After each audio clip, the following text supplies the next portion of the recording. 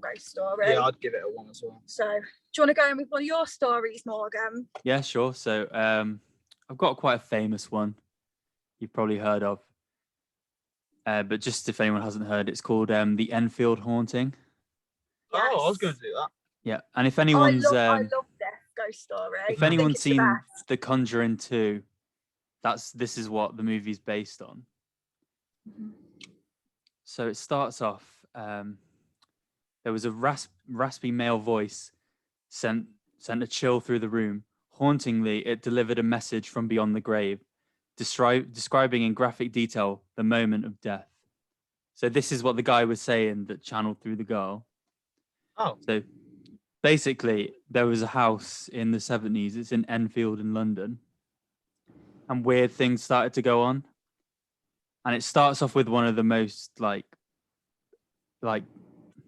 what's the word? Like, I can't think of the word, but you know what I mean? Like the most famous thing that happened. I don't know why I couldn't think of that. Notorious. Yeah, the most notorious thing that happened. So he said in his voice, in his weird raspy voice, I think his name was Bill or Will or something. Big boy Bill, big dick So Bill. he said, yeah, just before I died, I went blind and then I had an aneurysm and I fell asleep. I died in the chair in the corner downstairs. And this is coming out of this, I don't know how old she is. I think she's like 13, 14-year-old girl's voice. Quite young. Oh, God. So the eerie voice, which you can still hear, like there's still videos of it today. I ain't going to play it. Like if you want to hear that, you can search that up yourself. Because I've seen it and it's the scariest thing ever. Like it's absolutely terrifying. So how could that sound come out of a 13-year-old girl? It's just not possible. Like, so weird things start to happen in this house. The first thing that happens is I think there's bangs downstairs when everyone's up in the room. Single mother, I think she's got 4 kids. They live in quite a small house. No one's downstairs, obviously. There's bangs going on downstairs. I think one of the weirdest stuff is Lego gets rearranged. Like I think the Lego's being rearranged into stuff. So this ghost is having a bit of fun with Lego, which to be fair, it does say like 6 to 99 years, doesn't it? So he's all right there. But so the eerie voice 6 to 99 years. doesn't say undead though. But the eerie voice, so they obviously weird stuff started happening. I think then finally the weirdest thing that happened was the girl, she got thrown across into her sister's bed, like she got sort of possessed and thrown across the room. There's a photo there of her being, I don't know if you can see it. They've caught it on camera. Yeah. So she's being possessed and she's been flying across the room. So they set up cameras and they've caught this moment. And they get someone in, this like paranormal guy, you know, like it wasn't Ed and Lorraine like the Conjuring movie. They've just added that bit in the movie. But it's just some old guy who believes he can sort of be a ghost hunter. Was he qualified though? I don't think any of them are qualified, if I'm honest. No. So he comes in all like Billy Big Bollocks. Do you know what I mean? And he's saying like, "Oh, there's a paranormal." He starts blessing the house with holy water, gets all them crucifixes, puts them around the house, and he does a bit of research on the house. And it turns out that the person that lived there before was called Bill Wilkes. So the girl was actually saying, and it's caught on tape. She's saying his name, Bill Wilkes. My name is Bill. Like, I died in the chair. Do you know what I mean? But before, how could she know that? Like, she wouldn't be able to know that. Yeah. And it was in the 70s as well, which makes it like a bit more creepier. So it's not like she could just Google it or whatever. Yeah. And this is one of the only ones that has ever been caught on film, caught on tape. Visceral proof there. Yeah. But then there goes to like the debunking of it. Basically, they thought they were making it up because they caught the little girl like moving stuff and making noises. So they think that they've been making it up to get attention off the press because like they're obviously quite a poor family, and I think they were trying to use that to get more money. Yeah, so they want like the media attention. Yeah, but some people think that they didn't believe her enough, so she was just making it worse to try and get them to on her side. Like she was making the paranormal activity worse. But over what time frame was this? Like, how many years did this happen across? It just says 1977. I think it was over a couple of months, like slowly, gradually happening. So obviously the first thing that happened was just bangs downstairs, like chairs were being moved, stuff like that, just normal poltergeist stuff, you know. And then she finally got thrown across the room. She starts channeling this Bill guy. See, the second that happens, though, this is what I don't get about stuff like this in films and stuff. As soon as she gets thrown across the room or she starts speaking like a 50-year-old man, surely you'd think, right, that's it, we're off.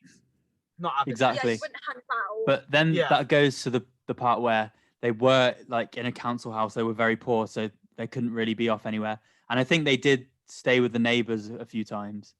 Like I know in the movie that they are around the neighbors most of the movie because they're terrified to be in the house. Yeah, I mean they didn't have anywhere else to go, did they? So it's not like they could have just moved house. And the thing was like, because it's such a old house, and I think maybe council houses in that day came furnished. I don't know about now, but the furniture was the exact same as it was before. So the chair was the exact same chair that he died in. Christ.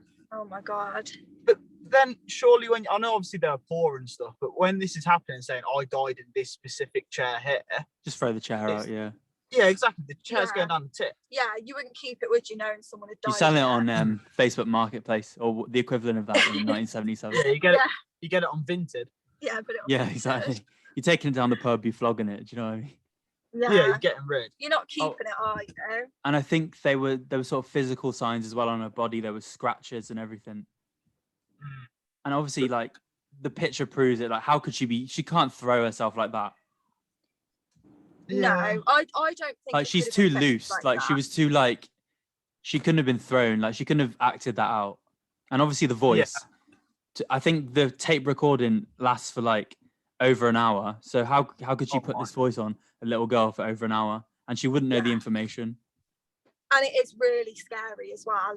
Yeah. Like I think it's one of the most genuine sort of proof that something does exist, because it is terrifying, and I don't think something like that can be faked. Like that's a lot to go through if you're trying to fake something like that.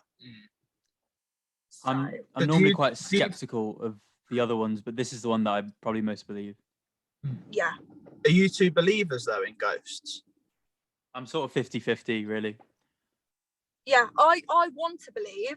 I feel like I do believe. However, until I actually experience something where I think that's enough proof for me to believe, until I see a ghost, then I don't think I'd be 100% a believer, but I want to believe. Yeah, I wouldn't rule it out, but I wouldn't 100% confirm it. You wouldn't go looking for it? Yeah. No, I'm open to it, but until it happens, then I just don't know. I need like You can't 100% proof. Yeah. Yeah, it needs It's the to same be, as like God. Like I don't believe that because I can't see any proof. Do you know what I mean? Yeah, exactly. Yeah. I don't know. I feel like this one, the Enfield poltergeist and stuff. I feel it's just.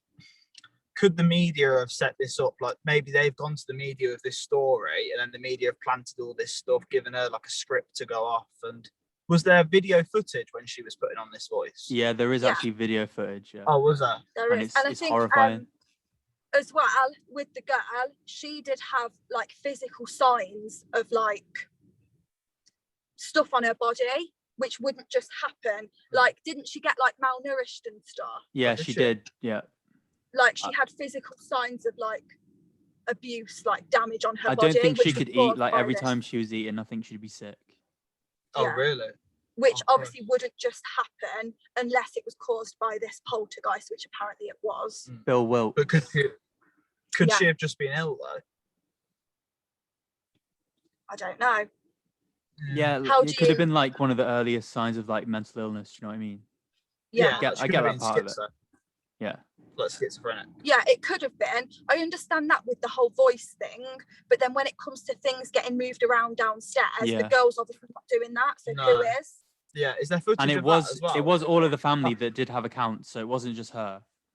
Yeah. Oh. So the mum and all the kids, but obviously Janet had it the worst. That's her name, Janet, and she has she's only ever done one interview in her life after this, and it was on This Morning, you know. Oh, really? Yeah, and she just hates it. Like, she hates talking about it. She hates bringing it up. Like, it's been over her whole life. Do you know what I mean? She hasn't been able to get away with it. She hasn't really been able to have a normal job. Yeah. So it's like affected her whole life. So I don't feel like she would put it on. Do you know what I mean? I feel like she would come out and say it was fake. Yeah, that'd probably get her more publicity as well. So yeah, exactly. There'd be more reason for that to happen. Yeah. No, I think, in my opinion, this is one of the most sort of like viable pieces of evidence of something else. Yes. Yeah. Would you two stay the night there? Not I would. I'd love to stay the night there. There's actually a house you can stay in. It's called the Pontefract House.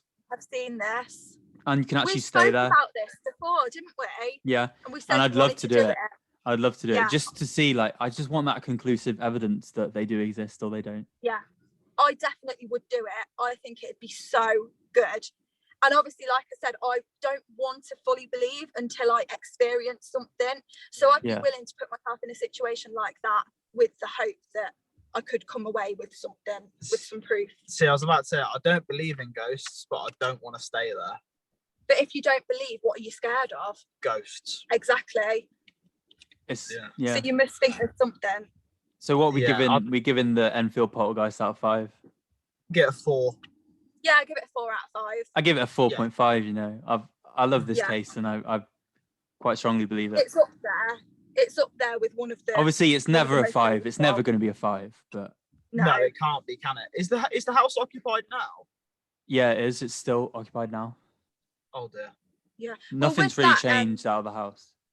With the whole bloke called Bill, I did read that apparently it was like a demonic presence, which was pretending to be the previous occupier of the house.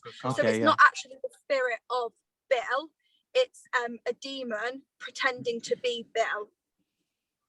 Oh, so that's what I read about it. Like, the poltergeist was actually a demon and not this bloke. That's scarier. Yeah. I'd rather confront a poltergeist than a demon, to be honest.